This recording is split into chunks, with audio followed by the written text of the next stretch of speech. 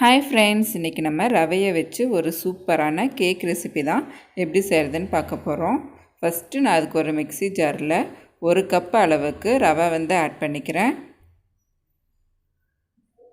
அது கூடயே 1/2 கப் அளவுக்கு சர்க்கரை ஆட் பண்ணிக்கலாம். கூடயே 2 ஏலக்காய் வாசனைக்காக ஆட் பண்ணிவிட்டு நல்லா அரைச்சி எடுத்துக்கலாம். பாருங்கள், நல்லா அரைச்சி எடுத்தாச்சு.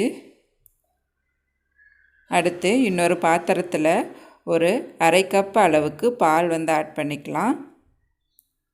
கூடயே 1/4 கப் அளவுக்கு அன்ஃப்ளேவர் ஆயில், அதாவது வாசனை இல்லாத எண்ணெய் ஆட் பண்ணிக்கலாம். 1/4 கப் அளவுக்கு தயிர், ஒரு முட்டை, இது எல்லாத்தையும் ஆட் பண்ணிவிட்டு நல்லா மிக்ஸ் பண்ணி விட்டுக்கலாம். இதில் முட்டை ஆப்ஷனல் தான். உங்களுக்கு முட்டை தேவைன்னா ஆட் பண்ணிக்கோங்க, இல்லாட்டி ஸ்கிப் பண்ணிக்கோங்க. இப்போ அந்த தயிர், எண்ணெய், பால் எல்லாமே ஒன்று சேர்ந்து வர்ற அளவுக்கு நல்லா கலந்துக்கலாம். நல்லா கலந்ததுக்கப்புறமா நம்ம ஆல்ரெடி அரைச்சி வச்சுருக்கக்கூடிய ரவை சர்க்கரையை இதில் ஆட் பண்ணிவிட்டு நல்லா மிக்ஸ் பண்ணி விட்டுக்கோங்க.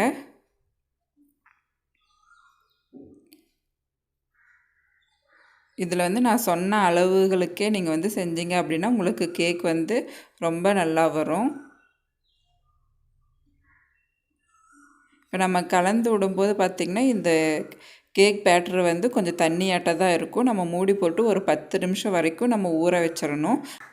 ஊற வைக்கும்போது அது ஓரளவுக்கு திக்காயிரும், கரெக்டான பதத்துக்கும் வந்துடும். இப்போ அந்த 10 நிமிஷத்தில் நம்ம மீதி ஒர்க்கை பார்க்கலாம். ஒரு பாத்திரத்தில் எண்ணெய் ஃபுல்லாக அப்ளை பண்ணி வச்சுக்கோங்க. எல்லா பக்கம் படுற மாதிரி நல்லா ஸ்ப்ரெட் பண்ணி விட்டுக்கோங்க. இப்போது அதில் கொஞ்சமாக மைதா மாவோ அப்படி இல்லாட்டி கோதுமை மாவு எது இருக்கோ அதை நம்ம ஃபுல்லாக ஸ்ப்ரெட் பண்ணி விட்டுக்கலாம். இப்போது ஒரு குக்கரில் ஒரு ஸ்டாண்டு போட்டு 10 நிமிஷம் வரைக்கும் ப்ரீ ஹீட் பண்ணி வச்சுக்கலாம்.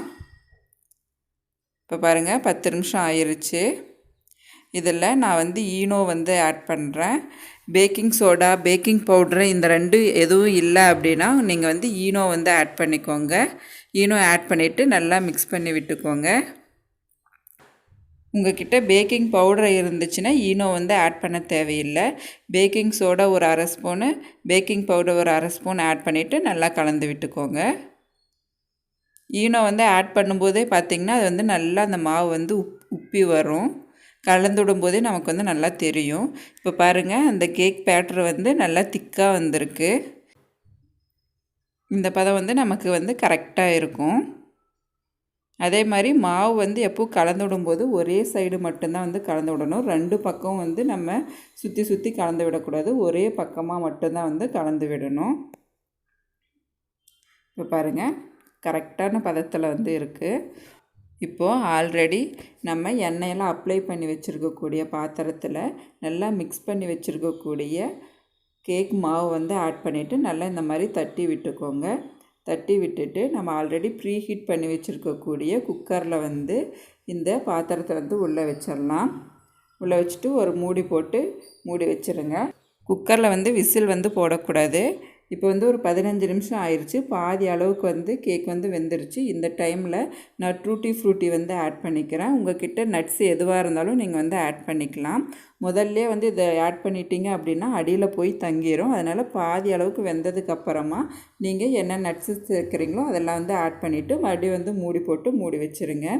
எனக்கு இந்த கேக் வேகிறதுக்கு கரெக்டாக 30 நிமிஷம்தான் ஆச்சு. நல்லா வெந்து வந்துருச்சு. பாருங்கள், நான் குத்தி பார்க்குறேன், நல்லா வெந்து வந்துருச்சு. இப்போ வெந்ததுக்கப்புறமா நம்ம அடுப்பை ஆஃப் பண்ணிவிட்டு இந்த பாத்திரத்தை எடுத்து வெளியில் வச்சிடலாம். வெளியில் வச்சுட்டு நல்லா கூல் ஆகணும்.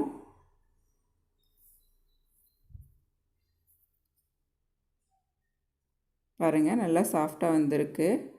இப்போது நம்ம அந்த ஓரங்களெல்லாம் கட் பண்ணி எடுத்துடலாம். இந்த மாதிரி கட் பண்ணி விட்டிங்கன்னா நமக்கு கேக் ஈஸியாக வந்துடும். ஓரங்களில் எடுத்து விட்டுட்டு ஒரு தட்டை வச்சு நல்லா கமுத்திட்டு ஒரு தட்டு தட்டினீங்கனாவே கேக் நல்லா வந்துடும். பாருங்கள், சூப்பராக வந்துருச்சு. எவ்வளோ சாஃப்டாக இருக்குன்னு பாருங்கள்.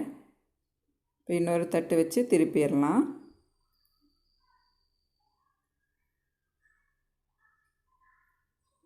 நல்லா ஸ்பாஞ்சியான கேக் வந்து நமக்கு வந்து ரெடி ஆயிடுச்சு.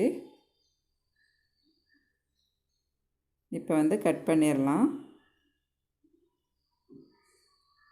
அவ்வளோதாங்க, நமக்கு சாஃப்டான ரவா கேக் வந்து ரெடி ஆயிடுச்சு.